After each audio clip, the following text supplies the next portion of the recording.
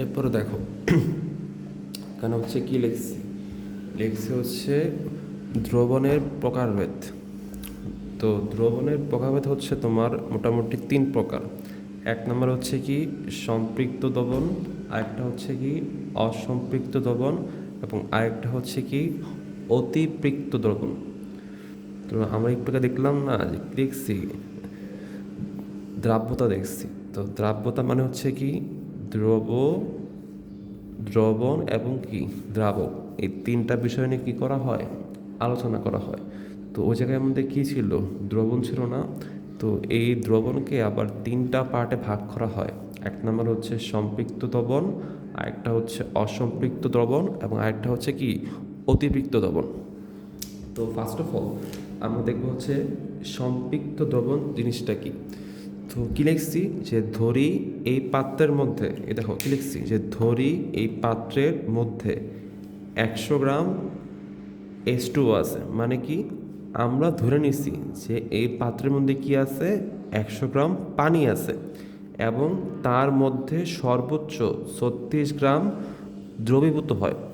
এটা অর্থ কি, সাপোজ আমি ধরছি যে একটা পাত্রের মধ্যে হচ্ছে 100 গ্রাম পানি আছে, এবং ওই 100 গ্রাম পানির মধ্যে 36 গ্রাম ধরো হচ্ছে চিনি। সে কী বলবে তুমি, এটা দ্রবণের মধ্যে দিলে সে মিশবে। এক গ্লাসের মধ্যে পানি আছে এবং কি বলছি, তুমি সর্বোচ্চ 36 গ্রাম চিনি ওই পানির মধ্যে মিশাতে পারবা। এখানে এটাই বলা আছে। তো আমি এখানে কি বলছি যে এইটাই কি আছে 36 গ্রাম NaCl এবং 100 গ্রাম পানি। এটা অর্থ হচ্ছে কি আমার এই পাত্রের মধ্যে কি আছে, 100 গ্রাম হচ্ছে পানি আছে এবং 36 গ্রাম হচ্ছে NaCl আছে। তো সম্পৃক্ত দ্রবণ অর্থ হচ্ছে 100 গ্রাম পানির মধ্যে সে যতটুকু দ্রবীভূত হতে পারবে, যদি ঠিক ওই পরিমাণ সে দ্রবীভূত হয়, ওইটা হচ্ছে সম্পৃক্ত দ্রবণ। তো আমার 100 গ্রাম পানির মধ্যে 36 গ্রাম NaCl সে কী করতে পারে, মিশতে পারে। তো সম্পৃক্ত দ্রবণে কী হবে, 100 গ্রাম পানির মধ্যে ঠিক 36 গ্রামই NaCl কি মিশে যাবে। এই জন্য কে বলা হয় সম্পৃক্ত। তো এরপরে দেখো, এরপর হচ্ছে কি অসম্পৃক্ত দ্রবণ। তো আমি কিন্তু এটা ধরেই করব যে আমার 100 গ্রাম পানির মধ্যে সর্বোচ্চ পরিমাণ দ্রবীভূত হইতে পারে কত, 36 গ্রাম। যদি 36 গ্রাম পানিতে না মিশে, যদি আর তার থেকে আরও কম মিশে, তাহলে আমি যে দ্রবণটা পাবো সেই দ্রবণের নাম হচ্ছে কি অসম্পৃক্ত দ্রবণ। দেখো এখানে পানি আছে কত গ্রাম, 100 গ্রাম, বাট আমার সর্বোচ্চ থাকতে পারে হচ্ছে 36 গ্রাম, আর এখানে আছে কত 30 গ্রাম। তাহলে এখানে যে দ্রবণটা তৈরি হবে একে বলা হয় অসম্পৃক্ত দ্রবণ।